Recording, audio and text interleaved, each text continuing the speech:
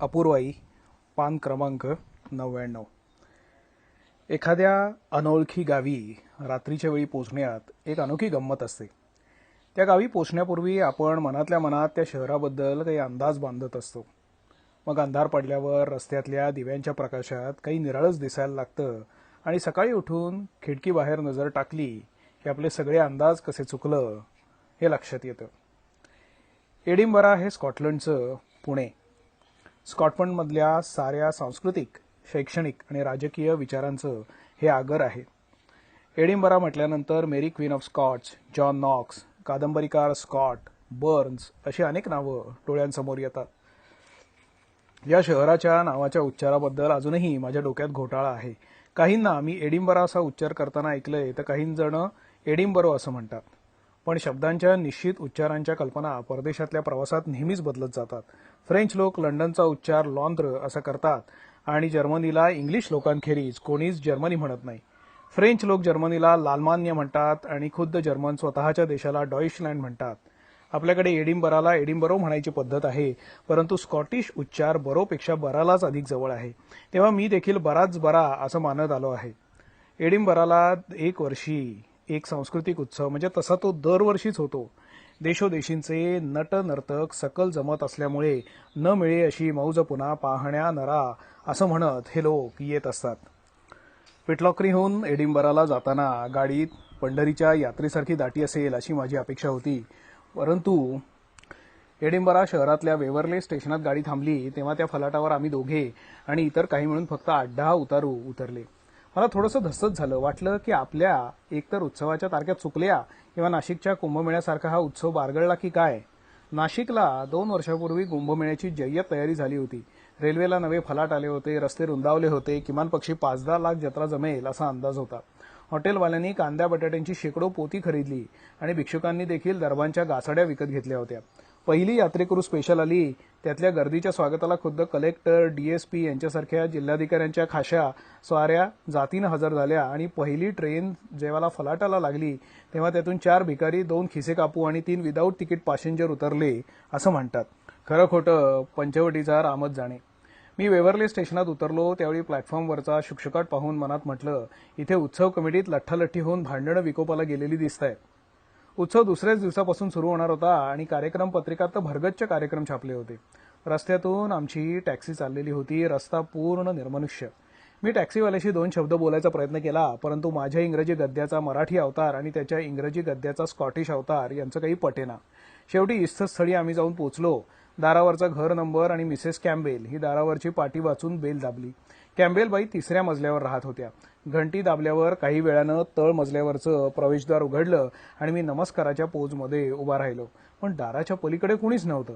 ही काय भुताटकी झाली याचा विचार करत असताना 3ऱ्या मजल्यावरच्या जिन्याच्या कठड्याला रेलून एक म्हातारी तिथून ओरडली, गुड इव्हिनिंग मिस्टर देशपांडे. या प्रवासात मला देशपांडे अशी सरळ हाक मारणारा लंडनमधले महाराष्ट्र मंडळाचे सदस्य सोडले तर एकही महाभाग भेटला नाही. धसफांद, देशपांडी, डिशपॅन्टी अशा आमच्या नावाच्या असंख्य चिंध्या झाल्या आणि पुढे मी देखील निर्ढावलो. त्यातल्या त्यात आपलं नाव वडवाक्षकर किंवा महासुब्रमण्यम वगैरे नाही याचा मला जरा आनंद झाला. म्हातारी 3ऱ्या मजल्यावरून तुरुतुरु धावत आली. तिनं आमच्या हातातील काही सामान उचलून घेतलं. ही तुमची खोली. प्रवासाचा त्रास झाला असेल तुम्हाला, आराम करा असं सांगून ती लुप्त झाली. आम्ही खोलीचा ताबा घेतला. इतक्या दूरदेशी आम्ही पाहुणे अपरात्री पोचलो होतो, पण जेवण बिवण झालंय की व्हायचंय वगैरे प्रश्न नाही. हे आपल्याकडे असतं तर पिठलभात टाकू का अशी पृच्छा तरी झाली असती. साहेबाच्या देशात जरा एकूण कमीच. खोली छोटीशीच होती पण सुंदर होती. एका छोट्या टेबलावर आमची तिकीटं, ब्रिटिश काउन्सिलची ओळखपत्र, एडिनबरात असेपर्यंत काही नाट्यविषयक कार्य करणाऱ्या संस्थांनी दिलेली सन्माननीय सभासत्वाची कार्ड नीट लावून ठेवलेली होती. शिवाय एडिनबरातील पाहण्यासारखी स्थळं, नाटकांची वेळापत्रकं, लंडनला जाणाऱ्या गाड्यांच्या वेळा सगळं न बोलता न सांगता व्यवस्थितपणे मांडून ठेवलं होतं. मला वाटतं प्रवासी मंडळींच्या शंका निरसनाचं आता एक शास्त्रच तयार झालं आहे. कुणीतरी बसून नव्या गावात येणारा प्रवासी सामान्यतः कुठं अडतो याचा अभ्यास केलेला असावा. गावात कुठं काय मिळतं, बसचे मार्ग, थिएटरातले खेळ सुरू आणि बंद व्हायच्या वेळा, त्यावेळी उघड्या असणाऱ्या हॉटेलांचे पत्ते, तिथे साधारणतः काय खायला मिळेल आणि केवढ्याला मिळेल हा सारा तपशील आधीच छापून तयार. तोंडाला वापर टाळण्याकडेच प्रवृत्ती फार. प्रत्येक बसस्टॉपवर त्या बसच्या मार्गाचा नकाशा असतो, त्यामुळे मंडईला जाते का रे दादा ही बस असले सवाल आणि काशीला जायची रामेश्वराची गाडी कशी चालल पाहुणं असली उर्मट थट्टा इथे संभवतच नाही. दुसऱ्या दिवशीची वर्तमानपत्र उघडली तेव्हा गावातल्या उत्सवाला काय रंग आला आहे हे कळलं. अक्षरशः शेकडो कलावंत त्या सुंदर शहरात जमले होते. नाटकं होती, विनोदी रंगीत संगीत बाऱ्या होत्या, चित्रकला प्रदर्शनं होती, शिल्पकला प्रदर्शन होतं, नृत्य नाट्य होती, वृंदवादन होतं, कळसूत्री बाहुल्यांचे खेळ होते आणि मिलिटरी टॅटूही होता. परदेशातून हजारो माणसं जमलेली होती. आपल्याकडे शेतात मुख्यतः पिकाच्या जोडीला बांधावर तूर वगैरे कडवाळं पेरतात, त्याप्रमाणे उत्सवातल्या मुख्य कार्यक्रमांखेरीज काठावरचे कार्यक्रमही असतात. त्यांना फ्रिंच शोज म्हणतात आणि त्यांनाही मुख्य कार्यक्रमाइतकीच गर्दी असते. पहिल्या दिवशी आम्ही कुठल्याही जातीवंत प्रवासाच्या परंपरेला अनुसरून शहर पाहायचं ठरवलं. ऐतिहासिक स्थळं पाहायची मला फारशी आवड नाही, मात्र त्या स्थळी एकदा जाऊन पोचलो की भान हरपतं. अनेक वर्षापूर्वी शनिवारवाड्यात आतल्या बाजूने हिंडत होतो, तिथले ते सहस्त्रदली कारंज होतं. ती जागा दाखवताना माहितगार म्हणाला, इथे माधवराव पेशव्यांनी एवढी मारून आत्महत्या केली होती. अंगावर काटा आला. काका मला वाचवाच्या किंकाळ्या ऐकू आल्या. रावजींची पंगत दिसायला लागली. केळीची थोर पानं मांडली आहेत, दर पाणी 10-12 द्रोण आहेत, साखर भात, वांगी भात, तुरीचं वरण, सांबारी, भात, क्षीर, पापड सांडगे, भेळण्या, तळवडे, चिकवड्या, पंचामृत, रायती, बर्त वगैरे. पेशवेकालीन महाराष्ट्र डोळ्यांसमोर नाचायला लागला आणि नाकात दरवळू लागला. ऐतिहासिक वास्तू मला अगदी भाबडा बनवून टाकते. मला वाटतं मराठी मनाची ही घडणच तशी आहे. बालपणी आणि जवानीत आपण इतिहासवासी असतो. मध्यम वयातच ज्ञानोबा तुकोबांच्या साथी पंक्तीत परलोकवासी व्हायला लागतो. या वृत्तीमुळेच की काय कोण जाणे मी एडिनबरावर खुश झालो. एकूण स्कॉटिश मंडळांच्यात आणि मराठी लोकांमध्ये मला खूप साम्य वाटलं. ही माणसं आपल्यासारखीच भाबडी, कष्टाळू, परंपरेची जाज्वल्य अभिमानी, आपल्या गेलिक भाषेवर गेलिक तुतुका मिळवावा म्हणून स्वाभिमान प्रेम करणारी, संगीताची शौकीन, विश्वविद्यालयाच्या परिसरामध्ये रमणारी, अशी चर्चा संवादांना गर्दी करणारी आणि इतिहासाची पानं टवटवीत ठेवण्यासाठी जीवाचं रान करणारी. इथे शाहिस्तेखानाची बोटं कापली, तिथे नाना फडणीसानं ही करामत केली, पलीकडे मातोश्री अमुक अमुक सती गेल्या, ह्या तीरावर महादजीचा तळ पडला होता आणि ह्या टेकडीवर इष्टूर फाकड्याला दुसऱ्या एका फाकड्यानं धूळ चारली, ह्या कथा आज तागायत जशा पुण्यात रंगतात त्याचप्रमाणे ह्या स्कॉटलंडच्या सांस्कृतिक राजधानीत इतिहासाची पानं अजूनही वाढलेली नाहीत. कुठलीही इमारत पहा, इथे अमका राहत होता, इथे अमक्यानं हा ग्रंथ लिहिला, इथे लॅटिमर ल्युथरला भेटला होता, इथे मेरी प्रसूत झाली, असे शिलालेख आहेत. एवढंच काय, पण शेकडो वर्षांची प्रार्थना मंदिरं आणि तिथली थोर लोकांची आसनं जपून ठेवली आहेत. एडिनबरातील माणसं देखील मला 150 वर्षाची आहेत की काय असं वाटायला लागलं. वर्तमानात बोलणारी माणसं मला एकूण दिसलीच नाहीत. 150-200 वर्ष त्यांचं आयुष्य असावं असंच मला वाटून गेलं. किंबहुना या ऐतिहासिक वास्तूंनी समृद्ध असलेल्या शहरात एखादी आधुनिक इमारत देखील विसंवादी वाटत होती. स्मारकांची इथे नुसती उधळण आहे. पहिल्याच दिवशी बसमधून जाताना मी आणि माझी पत्नी सोडून बाकी सगळ्या म्हाताऱ्या होत्या. इतक्या म्हाताऱ्या एक जिन्सी पाहायला मिळणं मुश्किल. पूर्वी बेलबागेतलं पुराण झालं की अशा म्हाताऱ्या रस्त्यात सांडायच्या, पण परदेशात एकूण म्हाताऱ्या अधिक, पुन्हा सगळ्या शैशवाला जपणाऱ्या. माझ्या बसमध्ये देखील औषधाला सुद्धा तरुणी नव्हती. अर्थात तरुणींचं औषध चालावं असली काही मला बाधा झालेली नव्हती. मी सहज पत्नीला म्हटलं, ह्या एडिनबरात हे थेरड्यांचं पेव कुठलं फुटलं? आणि मागून चटकन आवाज आला, आपण मराठी आहात का? त्या प्रश्नानं माझ्या पोटात एकदम बर्फाची लादी बसली.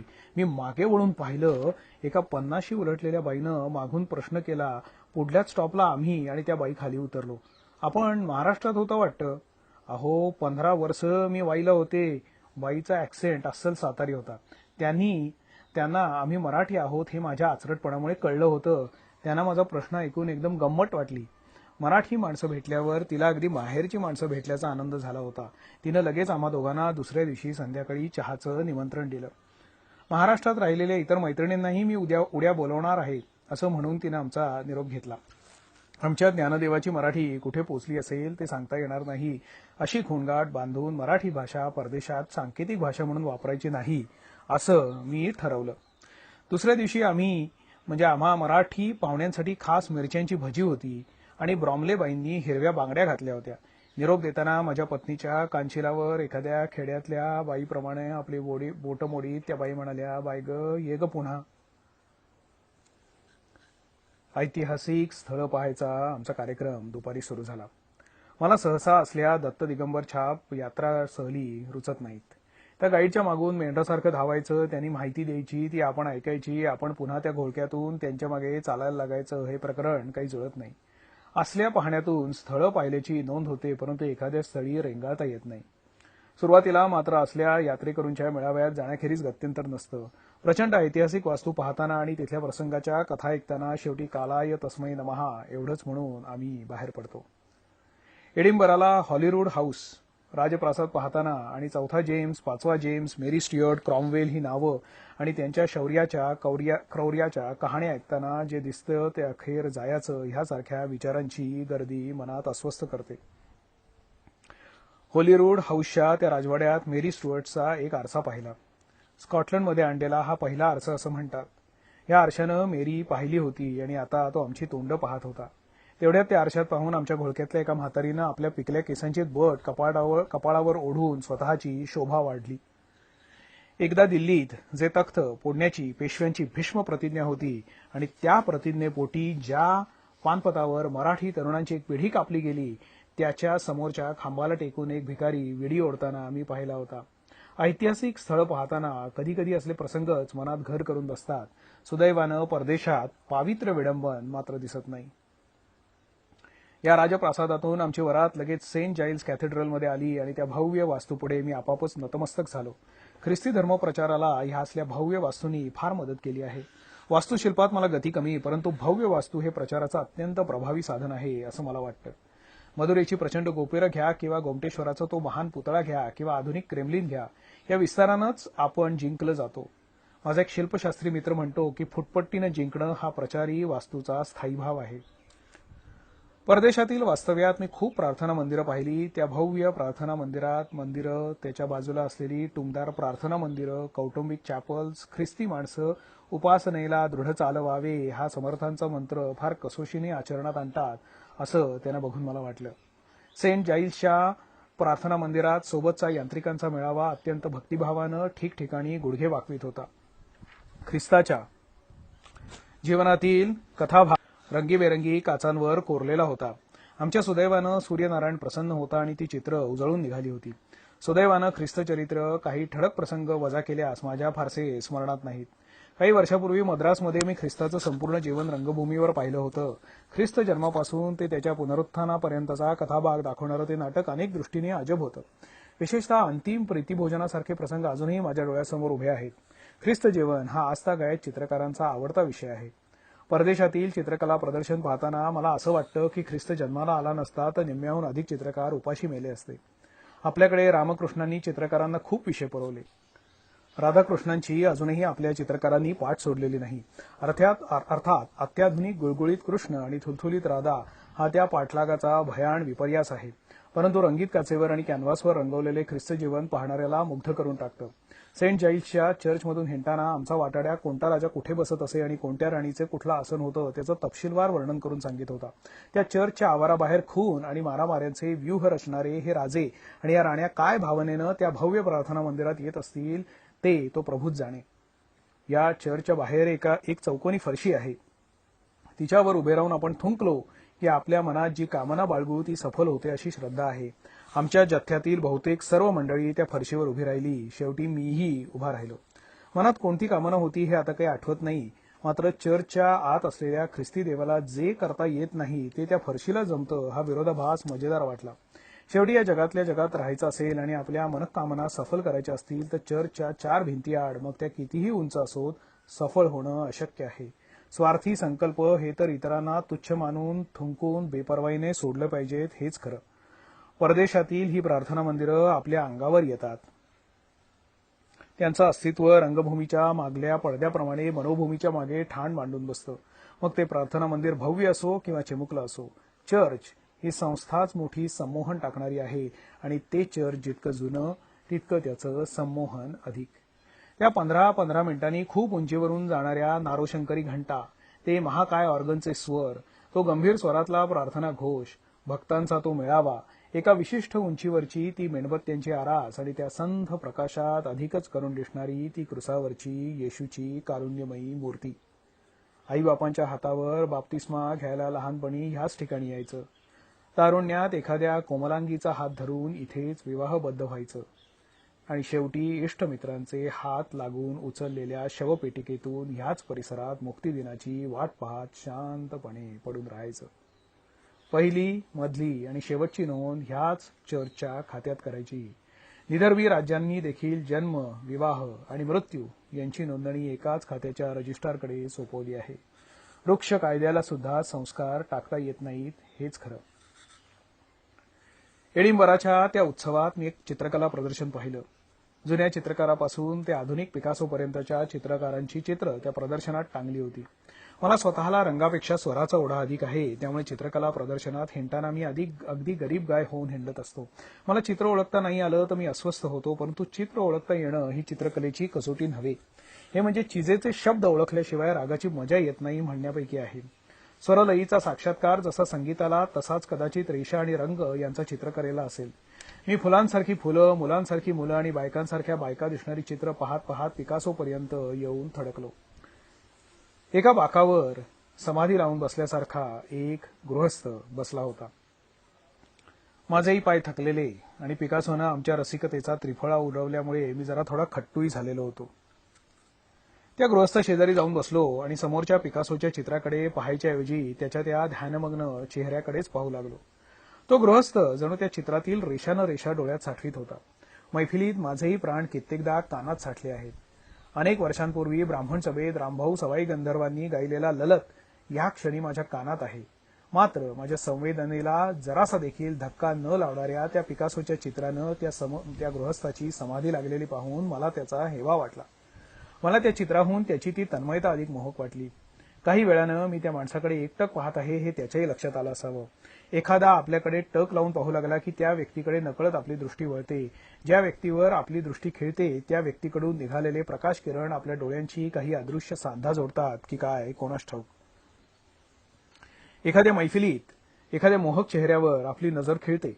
तो चेहरा गाणं ऐकण्यात तन्मय झालेला असतो आणि मधूनच ती तन्मयता भंगली आणि तो चेहरा फिरला की नेमका आपल्या दिशेला फिरतो आणि आपण तितकेसे निर्ढावलेले नसलो तरी ओशाळतो असा एक अनुभव आहे. मी त्या गृहस्थानं माझ्याकडे पाहिल्यावर फारसा ओशाळलो नाही, फक्त हसण्याचा एक दुर्बळ प्रयत्न केला. तोही गृहस्थ हसला आणि मला धीर आला. तो एडिनबराचा रहिवासी होता, स्कॉटिश होता, त्यामुळे परिचयाच्या उपचाराशिवाय आमचं बोलणं झालं. मी त्याला विचारलं, पिकासोची चित्रकला तुम्हाला कळते का? ते कसं सांगता येणार मला, पण तुम्ही तर देहभान हरपून ते चित्र पाहत होतात. काही चित्र असली जादू करतात. आपण चित्रकार आहात? छे, मी माझ्या आयुष्यात कधी ब्रश हातात घेतला नाही. मी गेली 30 वर्ष नुसती चित्र पाहत आलो आहे. पण मला आता या चित्रातलं काहीच कळत नाही. पिकासोला तरी कुठं कळलं आहे? त्याशिवाय का त्यानं हे चित्र काढलं? पण त्यानं हे चित्र का काढलं? मला काय ठाऊक. पिकासोला तरी काय ठाऊक आणि कोणाला काय ठाऊक. त्यानं चित्र काढायची आणि आपण पाहायची, पण कळली नाहीत तरी. मग पाहू नये, मिश्किलपणाने हसत तो म्हणाला. मी सुद्धा त्याच्या त्या बोलण्यानं नामोहरम झालो. मग शेकडो पाऊंड देऊन ही चित्र लोक विकत का घेतात? याच्या किमती ठरवायच्या कशा? ते काम चित्रकलेच्या दलालांचं आहे. तुमचं आणि आमचं थोडंच आहे. खरं आहे, पण चांगलं चित्र आणि वाईट चित्र कळतं कसं? कुठलीही वाईट आणि कुठलीही चांगली गोष्ट ही अनुभवानीच कळते. तुम्ही किती चित्रकला प्रदर्शनं पाहिली आहेत? फार तर फार 5-7 पाहिली असतील. मी सत्य सदा बोलावेचा धर्म आचरला. तुम्हाला पिकासो कळला नाही याचं खरंच दुःख झालं का? Are you really sorry? या प्रश्नानं मला बुचकळ्यात टाकलं. मला पिकासो न कळल्याचं दुःख झालं होतं की माझा अहंकार दुखावला गेला होता? मला नाही सांगतायत. मी खरं सांगू का, दुःख झालं नसेल तर चिंता करू नका. अशीच प्रदर्शनं पाहत जा. 5-7 नव्हे, 5-700. एखाद्या दिवशी तुम्हाला ते गवसेल. त्यानंतरच्या मुक्कामात मी गावोगावची चित्रकला प्रदर्शनं पाहिली. त्या माणसांनी सांगितलं तसं जिकडे तिकडे जाऊन चित्र पाहिली, एकट्यानं पाहिली, तज्ज्ञांच्या संगतीनं पाहिली, परंतु अजून मला जे गवसायचं ते गवसलेलं नाही. शेवटी आयुष्य पुढे सरकताना काही दोर कापीत पुढे जावं लागतं आणि त्या दिशेची वाट आपल्याला बंद आहे हे ठरवावं लागतं, हेच खरं. मी चित्रकलेचा दोर कापला आहे. अपूर्वाई, पान क्रमांक 112. एका लहानशा इंडोर बॅडमिंटन कोर्टा एवढ्या जागेत एका बाजूला सुमारे 8x8 फुटांचं आणि 1.5 फूट उंचीचं एक लाकडी स्टेज केलेलं होतं. मागे एक काळा पडदा होता. आम्ही त्या हॉलमध्ये प्रवेश केला आणि त्यावेळी तो हॉल गच्च भरलेला होता. एका कोपऱ्यात मी आणि माझ्या पत्नीनं रिकाम्या असलेल्या खुर्च्या पटकावल्या. एडिनबराच्या उत्सवाच्या निमित्तानं ऑक्सफर्ड युनिव्हर्सिटीतल्या विद्यार्थ्यांची एक नाटक मंडळी आपलं खेळ करण्यासाठी आली होती. मुख्य उत्सवात त्यांची नाटकं नव्हती. जत्रेत तमाशा कीर्तनाच्या जोडीला इतरही डोंबाऱ्याचे किंवा कोल्हाट्यांचे तळ पडतात तसाच ह्यांचाही तळ होता. आदल्या दिवशीच्या वर्तमानपत्रात ह्या तरुण मंडळींची खूप तारीफ आली होती.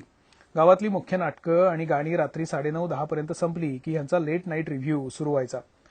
बरोबर 10 वाजता दिवे गेले आणि एवढ्याशा रंगमंचावर त्या कॉलेज विद्यार्थी-विद्यार्थिनींनी आपला कार्यक्रम सुरू केला. त्यात गाणी होती, नाच होते, गमतीचे चुटके होते. त्या एवढ्याशा रंगमंचावर त्या मुलामुलींनी साऱ्या हॉलच्या नजरा आपल्याकडे खिळवून ठेवल्या होत्या. अत्यंत सुसूत्र कार्यक्रम. 8-10 जणांची स्टोरी होती, पण विलक्षण बहुरंगी. विशेषतः चंद्रलोकावर इंग्रज, अमेरिकन, रशियन, चिनी आणि फ्रेंच वसाहतकारांची झालेली पहिली भेट मोठी मजेदार होती. अर्थात शेवटी सर्वात शहाणा इंग्रज ठरला हे सांगायला नको. परंतु सरकारी काम आणि मधुचंद्र एकदम साधायला आलेल्या इंग्रजांच्या बायकोला फ्रेंच माणसावर प्रेम करायला लावलं होतं. चिनी मनुष्य चंद्रलोकावरून चंद्रदर्शन घडत नसल्यामुळे हळहळत होता. अमेरिकन सगळ्यांचे फोटो काढण्यात गुंतलेला होता. रशियन ह्या परिस्थितीत क्रेमलिनचं धोरण काय आहे याची संदेशवाहकावरून सारखी चौकशी करत होता आणि इंग्रजानं एका कोपऱ्यात आपला युनियन जॅक रोवून टाकला. होतं साधं प्रहसनच, पण प्रकाशाच्या जादूनं त्या लाकडी चबुतऱ्यावर चंद्रलोकाची किमया केली होती. या प्रहसनाचा हाशा ओसरेपर्यंत रंगमंचावर एक टेबल मांडून न्याहारीची तयारी करण्यात आली होती. एक तरुण वेटरची वाट पाहत बसला होता. हळूहळू त्यानं काट्या चमच्यांनी पुढच्या बशीवर ताल धरला आणि तो ताल वाढत वाढत वाढत अशा गमतीने पुढे गेला की काही वेळानं त्या बशा, काटे, चमचे आणि टेबल यातून त्याने चक्क जाज वाजवून दाखवला. रात्री 12:30 पर्यंत असे चुटके चालले होते. रात्री थिएटराबाहेर पडलो. दिसेल त्याला आमच्या घराकडे जायचा रस्ता विचारायला सुरुवात केली. इतक्यात एक स्कॉटिश जोडपं आमच्यासमोर आलं आणि म्हणालं, चला आम्ही आमच्या गाडीतून सोडतो तुम्हाला. त्यांच्या गाडीत आम्ही बसलो. त्यांना हिंदुस्थानविषयी काही आस्था असावी असा आमचा समज झाला, पण तशातला काही प्रकार नव्हता. आम्ही ऑक्सफर्ड लेट नाईट रिव्ह्यूबद्दलच बोलत होतो. आमचं घर 4-5 मैलाच्या अंतरावर होतं. तिथे पोचवून दोघांनीही मोठ्या प्रेमानं आमचा निरोप घेतला. मी देखील त्यांचे मनापासून आभार मानले आणि विचारलं, आपण इथे जवळपास राहता वाटतं? नाही, फार लांब नाही. इथून बरोबर विरुद्ध दिशेला 15-1 मैलावर आमचं घर आहे. मोटारच्या फर्र अशा आवाजात त्या दोघांचं हसणं मिसळलं. त्या अज्ञात उपकारकर्त्यांचं नाव देखील विचारायचं भान मला राहिलं नव्हतं. केवळ शुद्ध, निरपेक्ष, असंबद्ध दया. त्यांच्या गावात आलेली 2 माणसं. आमची गैरसोय होऊ नये म्हणून त्यांनी एवढी वाट वाकडी केली. माझ्या डोळ्यांसमोर दिल्लीच्या मराठी साहित्य संमेलनात भर पावसात संमेलनाचे अध्यक्ष लक्ष्मणशास्त्री जोशी आणि त्यांचे ऋषितुल्य गुरु नारायण शास्त्री मराठे यांच्या अंगावरून चिखल उडवीत गेलेल्या आधुनिक पालखी पदस्थांचे बेपर्वा चेहरे सरकून गेले. परदेशात ही आस्था मला सगळीकडे आढळली. इंग्रज इतका अबोल, पण विचारलेल्या प्रश्नांचं मला ठाऊक नाही हे उत्तर देखील ओशाळ्या चेहऱ्याने देईल. फ्रेंच एवढा आत्मलक्षी, पण आमच्या खाणाखुणा समजावून घ्यायचा भर रस्त्यात सामुदायिक प्रयत्न चाले. एडिनबरात शेक्सपियरच्या काळात ज्या पद्धतीचं नाटक करेत त्या पद्धतीनं केलेलं शिलरच्या मेरी स्ट्युअर्टचं ओल्डविक कंपनीनं सादर केलेलं नाटक पाहायचा मला योग आला. एडिनबराच्या असेंब्ली हॉलचं नाट्यगृहात रूपांतर केलं होतं. मुळातल्या शिलरच्या जर्मन नाटकाचं स्टीफन स्पेंडरनं अप्रतिम भाषांतर केलं आहे आणि प्रयोग पाहून तर मी थक्कच झालो. अभागी मेरी आणि कुर्रेबाज एलिझाबेथ यांचे संवाद श्वास रोखून ऐकले. होलीरूडच्या किल्ल्यात मी ह्याच मेरीचे महाल पाहून आलो होतो. खरा इतिहास कोण आहे काय ठाऊक. किंबहुना खरा इतिहास हा एक वदतो व्याघात आहे. विश्वविजयाचा संकल्प सोडून बसलेल्या अलेक्झांडरची मनातल्या मनात कितीदा घाबरगुंडी उडाली असेल याची नोंद कुणी केली आहे. तुकाराम बुवांना देहूच्या हलवायाकडून पावशेर कंदी पेढे खायची वासना झाली नसेलच का. शिलरनं मेरी रंगवली आहे ती आम्हाला वर्गात शिकवलेल्या मेरीसारखी अजिबात नव्हती. आम्ही इंग्रजांच्या आमदानीत इंग्रजी शिकलो. तिथे एलिझाबेथ राणीनं साऱ्या सद्गुणांची बिरुदावली स्वतःकडेच मांडलेली होती. एलिझाबेथ आणि मेरी या दोघींनीही या नाटकात अभिनयाचा उच्चांक गाठला होता आणि त्यांच्या कमावलेल्या आवाजानं तो सारा असेंब्ली हॉल दणाणून जात होता. इंग्लिश रंगभूमीवर मी मायक्रोफोन पाहिला नाही. ह्या नटनटींचे आवाज एक जात गोळीबंद. जुन्या महाराष्ट्र मंडळीतल्या नटांच्या आवाजाची आठवण झाली. अभागी मेरीसाठी डोळ्यात साठलेली टिपं पुशीत आम्ही दोघंही थिएटर बाहेर पडलो आणि त्या टेकडीवरच्या थिएटरवरून खाली पसरलेलं एडिनबरा शहर पाहताना पुन्हा एकदा स्वतःला हरवून बसलो. एडिनबरा हे मोठं भाग्यवान शहर आहे. या शहराला सुंदर बंदर आहे. फोर्थ ब्रिज नावाचा लांबीचा मोठा पूल आहे. भोवताली रम्य टेकड्या आहेत, बागा आहेत, पुतळे आहेत आणि आकाशाला खुणावणारी सुंदर प्रार्थना मंदिरं. आम्ही राहत होतो त्या विभागाला मॉर्निंग साईड म्हणतात. या मॉर्निंग साईडचं चर्च देखील सुरेख आहे. स्कॉटिश माणूस इंग्रजाहून अधिक धार्मिक. बेल, बुक अँड कॅन्डल, घंटी, पोथी आणि वाती यावर त्याची श्रद्धा आहे. अजूनही शिक्षण चर्चच्याच हातात आहे. मी त्यांच्या त्या धार्मिकतेविषयी चर्चा करायचा प्रयत्न केला, परंतु हे लोक ख्रिस्त हा वादातीत विषय मानतात. त्या धर्मभावनेनं रक्ताच्या नद्या वाहवल्या तरी त्यांच्या जीवनात तो धार्मिक भावना जात नाहीत आणि आपण विशेषतः हिंदू लोक त्या दृष्टीनं फारच प्रगत आहोत. एका तोंडानं आपण एष धर्म हा सनातन हा म्हणतो आणि दुसऱ्या तोंडानं चेष्टाही करतो. ख्रिस्ती लोकांची चेष्टाटवाळी पाद्र्यांपर्यंत जाऊन थांबते. क्रुसावरची ती ख्रिस्तमूर्ती नुसत्या स्मरणानं त्यांच्या अंतःकरणात जोगिया आळवू लागते. तिथे चेष्टा मस्करीचे स्वर विसंवादी लागतात, बेसुरे लागतात, हे मात्र खरं. अर्थात ख्रिस्ताचा करुणामय धर्म प्रत्यक्षात मात्र पुराणातल्या वांग्यासारखाच आहे. आपल्या ब्राह्मण ब्राह्मणेतर किंवा स्पृश्यास्पृश्य भांडणांसारखा तिथेही भांडणं अक्षरशः जोडाजोडी, खून, मारामाऱ्या या वैशिष्ट्यांसह आहेत. एडिनबरात मी बॉनफायर, इंग्रजी बॉनफायरचा आयरिश उच्चार नावाचं नाटक पाहिलं. त्यात दोन्ही धार्मिक तटात होळीवरून झालेलं भांडण हाच विषय होता. आपल्या कोकणातल्या ब्राह्मणांच्या आणि गुरुवांच्या भांडणासारखा थोडासा प्रकार आणि त्या भांडणाचं पर्यावसन एका तरुण सुधारकाच्या खुनात दाखवलं होतं. नाटकाची भाषा आयरिश होती, त्यामुळे संवाद कळायला अवघड जात होते. रंगभूमीवर 4-5 फ्लॅटे अशा काही खुबीनं मांडली होती की एका आयरिश खेड्यातला तिठा डोळ्यांसमोर एका क्षणात उभा राहिला. वातावरण खेड्यातलं होतं. खेड्यातल्या कजाक म्हातारीचं काम करणारी बाईनी अगदी सातारा सांगलीकडल्या खेड्यातल्या सद्भामा काकीचा आयरिश अवतार दाखवला. नाटक बेताबेताचंच होतं, परंतु रंगसज्जा अतिशय चतुर होती. क्षणात दिवाणखाना उभा राही आणि लगेच टुमदार घरातली खोंडली मांडली जाईल. रंगसज्जेचं ते चातुर्य मी पाहिलेल्या प्रत्येक नाटकात मला दिसलं. अत्यंत टापटिपीची सजावट हे प्रत्येक नाटकाचं एक वैशिष्ट्य होतं. चालण्या बोलण्यात टापटीप, दुकानाच्या मांडणीत टापटीप, रस्त्यात गुद्दागुद्दी झाली तरी बघ्यांची गर्दी अगदी व्यवस्थित रिंगण करून उभी राहते. खूप थंडीमुळे मला वाटतं या लोकांना चटपट हातपाय हलवणं आवश्यक होऊन बसतं. त्यामुळे करू म्हटलं तरी रेंगाळत कामं करताच येत नसावीत. रंगभूमीवरच्या दृश्य परिवर्तनाला तर काही सेकंद लागतात. पूर्वी आपल्याकडेही ट्रिक्सिन्स असायचे, परंतु ह्या पाश्चात्य रंगभूमीवरचे देखावे कमालीचे लवकर बदलतात. त्याचं कारण संपूर्ण सीन वरच्या वर उचलला जातो. स्टेजवरच्या खुर्च्या, टेबल एका शिस्तीनं उचलली जातात. म्हणजे खुर्च्या कुणी उचलायच्या, टेबलांना कुणी हात लावायचा हे आधीच ठरलेलं असतं. त्यामुळे पडदा वर गेल्यानंतर हातभर जीभ काढून कपडेपटातला माणूस पळत पळत विंगेत जायचा, नाटकाबाहेरचा नाट्यप्रसंग इथे घडत नाही. कधी कधी नुसत्या शिस्तीतून देखील सौंदर्य निर्माण होतं. एडिनबराच्या किल्ल्याच्या पायथ्याशी असलेल्या विस्तीर्ण पटांगणात 7-1 हजार माणसं संध्याकाळी सूर्यास्तानंतर 1.5 तास अनिमिष नेत्रांनी केवळ शिस्तीतलं सौंदर्य पाहत होती. एडिनबराचा मिलिटरी टॅटू हा उत्सवातला महत्वाचा भाग. स्कॉटिश लोक, विशेषतः हायलँडर्स, हे उत्तम लढवय्ये म्हणून सगळ्या जगात त्यांचा लौकिक आहे आणि म्हणून अजून देखील सणासुदीला स्कॉटिश लोक हौसेनं किल्ट चढवतात. तिथल्या 96 कुळीची निशाणं आणि बिरुदं अंगावर चढवून वागवली जातात. बॅकपाईप हे त्यांचं आवडतं वाद्य. हायलँडर्सच्या खालोखाल बॅकपाईप वाजवण्यात गोरखा पलटणीचा नंबर लागतो. Australians, Dutch, French, मलायन्स, south आफ्रिकन्स, Americans, कनेडियन्स यांच्याबरोबर नेपाळच्या गोरखा पलटणीनं देखील या टॅटूमध्ये भाग घेतला. यात घोडदळ, पायदळांची गमतीची कवायत झाली, लुटूपुटूची लढाई झाली, वृंदवादन झालं, नौसैनिकांनी आपले खेळ दाखवले. ब्रिगेडियर मॅकलीन हे त्या टॅटूचे दिग्दर्शक वर्ष 6 महिने लाकडी सोजिरांच्या सोंगट्या घेऊन या कार्यक्रमाची आखणी करत होते. पार्श्वभूमीला परिकथेतल्या किल्ल्यासारखा एडिनबराचा किल्ला होता. क्षणार्धात ती संपूर्ण टेकडी उजळून निघत असे, तर लगेच पायथ्याचं पटांगण चकाकणाऱ्या गणवेशातल्या सोजिरांनी झगमगवून उठत असे. मधूनच संघगीत सुरू होई आणि निवेदक सांगे, चला या लढवय्यांबरोबर आपणही गाऊ. आणि मग त्या 7,000 प्रेक्षकांपैकी आमच्यासारखे ग्वाल्हेर आग्रा घराण्याचे गायक सोडून सारा समुदाय मुक्त कंठानं गाऊ लागे. आमच्या शेजारची म्हातारी आपल्या टिणटिणीत आवाजामध्ये गात असे. 7,000 लोकांच्या गळ्यातून एका शिस्तीत निघणाऱ्या त्या सुरांनीच माझ्या अंगावर काटा आला.